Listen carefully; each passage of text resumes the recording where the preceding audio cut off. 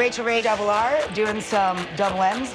Woo! Food that you can make so quick it will free you up for more free time in your life. Look at that crispy skin.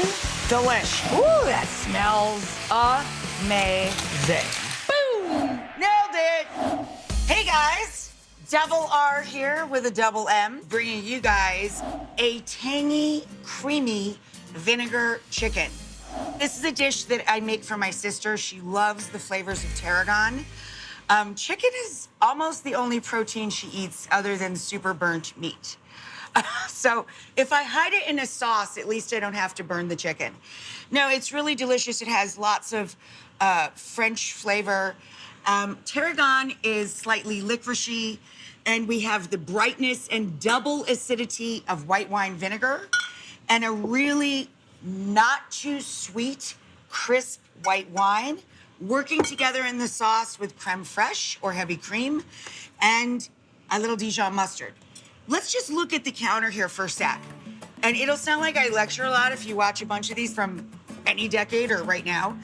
But the way you should begin any meal, whether you're gonna spend all afternoon enjoying yourself in the kitchen and cooking ahead for a week, or making a beautiful big meal for family and friends, you get your mise en place, you get all things in place. You gather up what you need.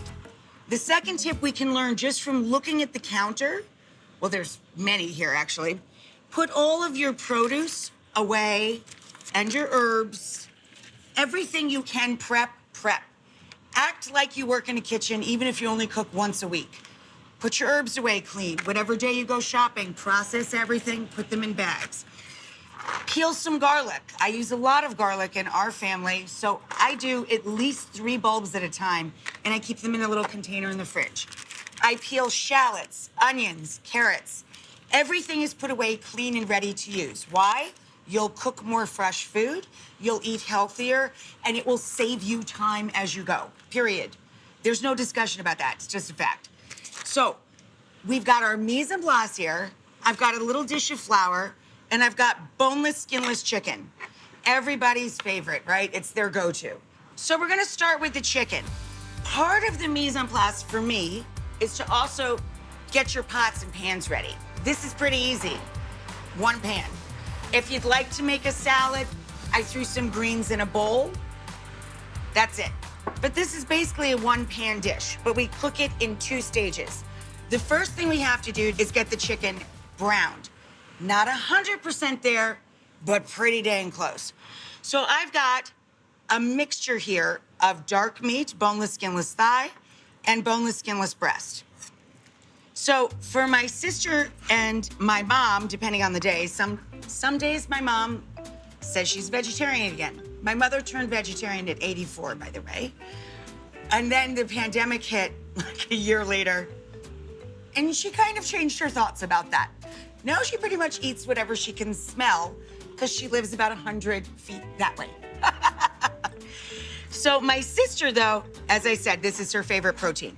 So I always buy a mix of white and dark. My husband only likes dark meat, and that's just my life. So I'm cutting these into big pieces, but not bite-sized chunks. Depending on the size of the breast, I may just do a bias cut and have it. The larger pieces of breast, I cut into a tri-cut. I cut into 3 large triangles. You want everything like shapes and sizes whenever we cook. Why? So that everything has the same cook time. If you put a giant thing next to a small thing, obviously they cook it 2 different times in the pan. So for the thighs, I'm just gonna halve them. The larger pieces of breast, I cut them into thirds. This is not that difficult, right? Boom, we're done. So now I'm gonna spread them out just so I can see where the salt's going. Now this hand has touched raw chicken. So guess what I'm not gonna do?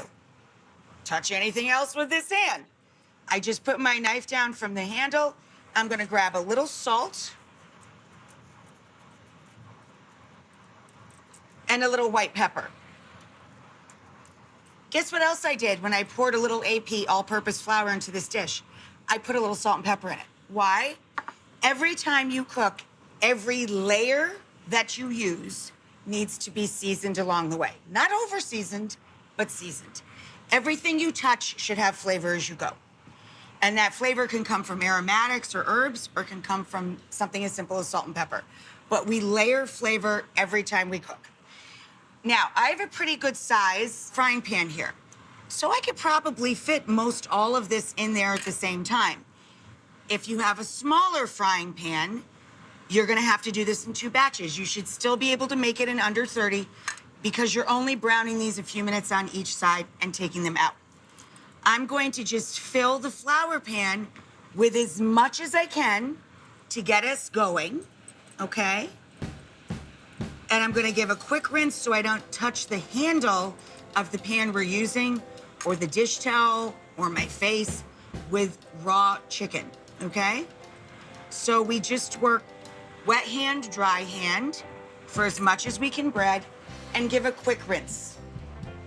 Knock it on with my knuckles, literally. I've gotten that down to kind of a science after all this time. And we'll soak. Quick rinse. You have to be ridiculous about it. And now, we're going to take our hot pan and increase the heat a bit. And we're going to use both olive oil, cooking grade olive oil. This is mine, you can use anybody's. So olive oil that just says olive oil, or olive oil that you can see through. Yellow, not green. Or you can use vegetable oil if you prefer, no biggie. And we're gonna go 2 turns around the pan in a cast iron or non-stick skillet if you would prefer to use even less oil. You will need a little bit of oil to brown the chicken because we've dredged it in a little flour and you want that to be crisp and get some color. Color equals flavor in cooking. What else are we gonna add to the oil? We're gonna take half our butter. I have 3 tablespoons of butter, but I cut it up into little pieces. And we're gonna use half now and half later. Why do we put the oil in first? To help the butter come to a little bit higher cooking temp. And then we drop these bird pieces in there and let them start working. Now, once we get to this point, we can turn the heat up a bit, but I would say get your fats hot and get the chicken in and then crank it up a bit. I'll meet you right back here in a couple. Chicky hand in the pan. This pan is screaming hot.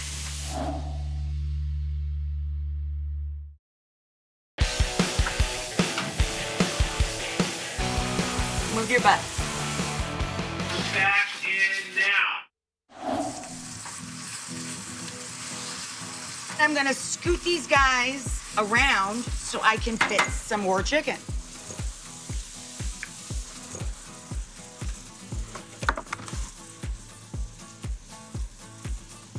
This time I'm gonna try and work with one hand because it's our last batch and just get everybody into the hot pan.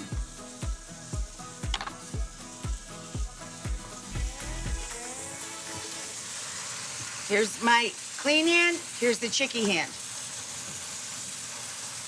Chicky hand in the pan.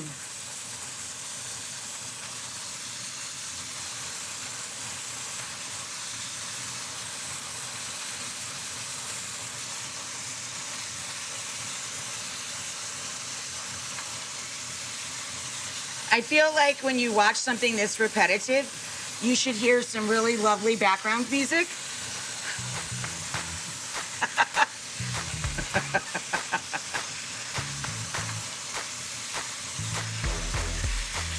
Okay, here's a great place where you can empty out this dish and you can wash up.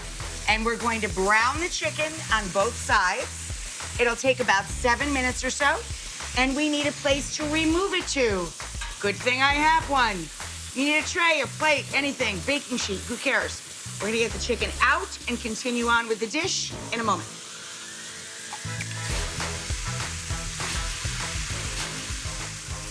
Okay, so I'm gonna pull the chicken out. And this pan is screaming hot. I'm just gonna drag it off the heat for a sec so we can catch up to it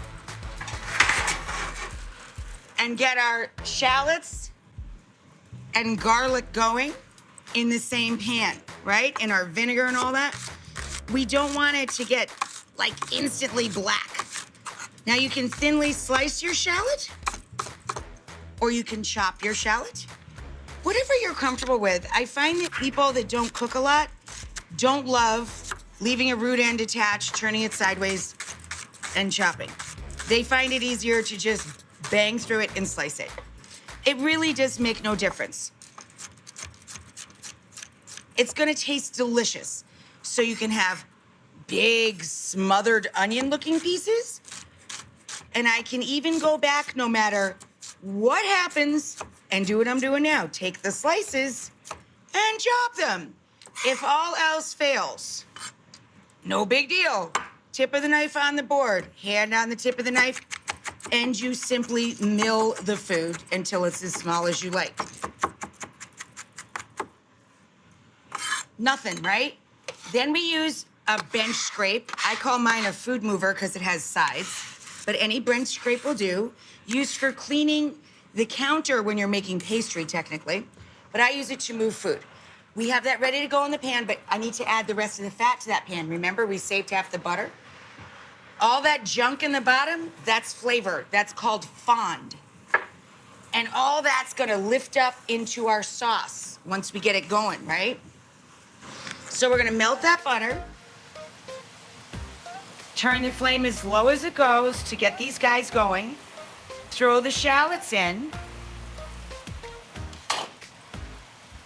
and push this back over the heat, just like that. And what draws liquid out of anything? Salt. So we add a little salt, and then we take any wooden tool and just start working that fond and getting the fat around the shallot.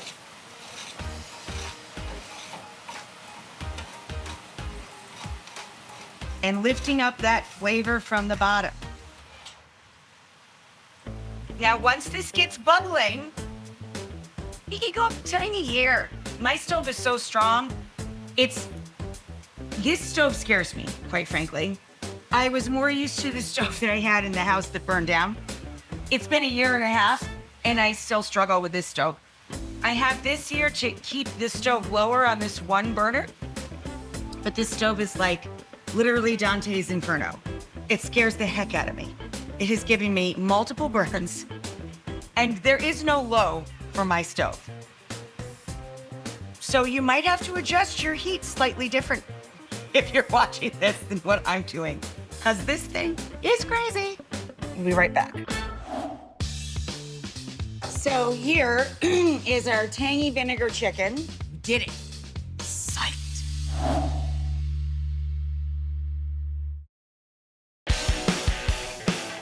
Go for it. Mark. All right. Okay, Rachel, we're back in.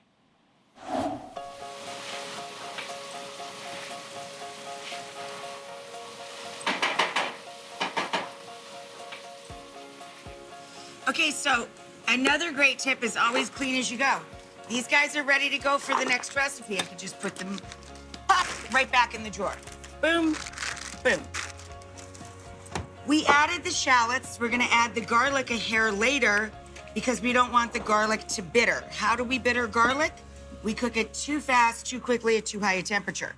If the pan is on low, you can throw the garlic in with whatever. If the pan is hot or you're using cast iron and it's a material that holds heat, you really want to be careful because if you brown the garlic too quickly, it will get hard and very bitter, and that's why people think they don't like garlic, largely.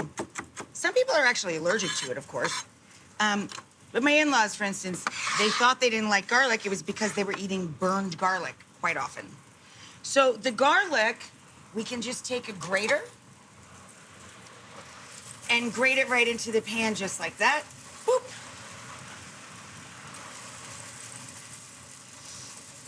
And all that fond has come up, much of it anyway, with our shallots. Great. So now we can add 1/3 cup, I don't measure, Here's how I count a third of a cup.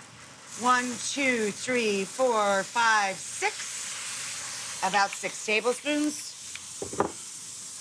And about 3/4 of a cup of white wine. How do I do that? 3 turns of the pan slowly. 2, 3. And now, keep your face back from the pan. It's gonna clear out all your sinuses regardless, but that's a lot of acid and a lot of vinegar. It's delicious and very tangy and acidic, but it will also really make you cry. Like, no kidding. So we're gonna get up all the rest of our fond from the bottom of the pan, and we're gonna let this reduce by about half. When it comes to the creamy, tangy factor, we have creme fraiche. Every grocery store, I'm in the middle of upstate New York, everybody here has creme fraiche in the regular grocery store.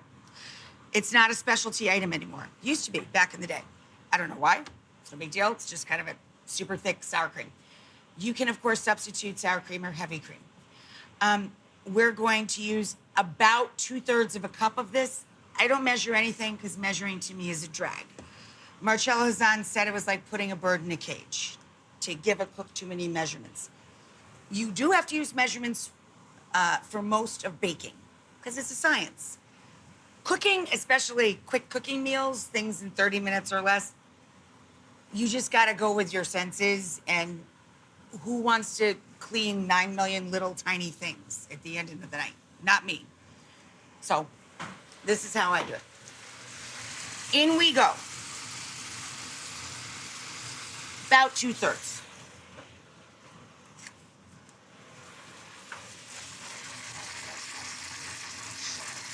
Now,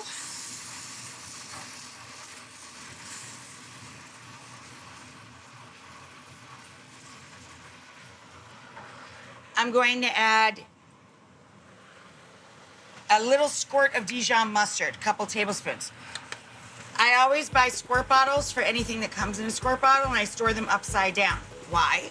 So we don't have to go like this every time you use them. Store them upside down. Boop. And a few tablespoons of fresh tarragon. Boop. And when we come back, we'll pull this whole beautiful meal together.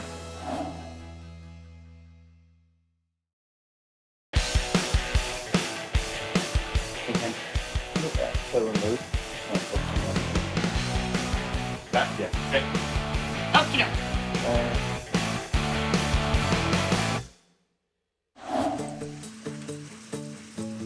Stir, stir, stir. Guess what happens now? The chicken and all of its juices go back into the pan, and you let it simmer over the lowest heat for a couple of minutes to finish cooking through. Great place to take another sip of wine, check on the kids, answer an email. Stir, stir, stir.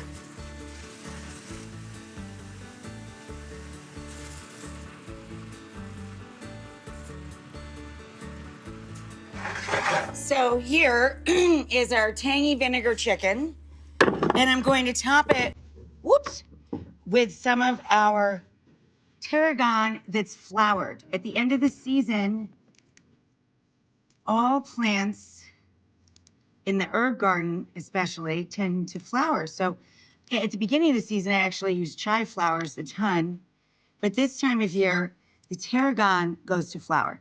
So I garnish the dish with the little tarragon flowers over the top. Isn't that sweet? You can buy edible flowers any day of the week in any market.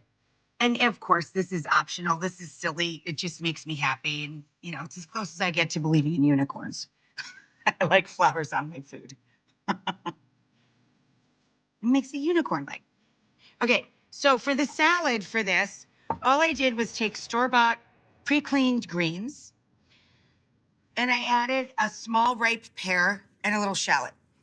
I never dress a salad until the moment I'm gonna serve it. And I only put in 1 handful per portion of the people that I'm serving, because produce is expensive, and I prefer to keep it, even if you're going to make a salad mix for the week, keep it in the fridge undressed. If you dress too much, you throw your money in the garbage. I also make a basic salad dressing for the week. This is just oil, vinegar, honey, a little Dijon, and whatever herbs you like. Whatever your dressing of choice is, make a bottle of it and keep it separate. And just underdress your salad. Only dress what you need, and then you put the rest of the lettuce back in the fridge and your dressing back in the fridge, and you'll eat more salad. Imagine that. So there we go. We have this lovely, simple, kind of French country vibe of a dinner. Chicken right out of the pan, warm baguette, soft butter, salad. Did it. Psyched.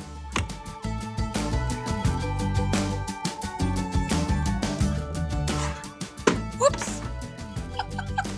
That was gonna go in the dishwasher anyway.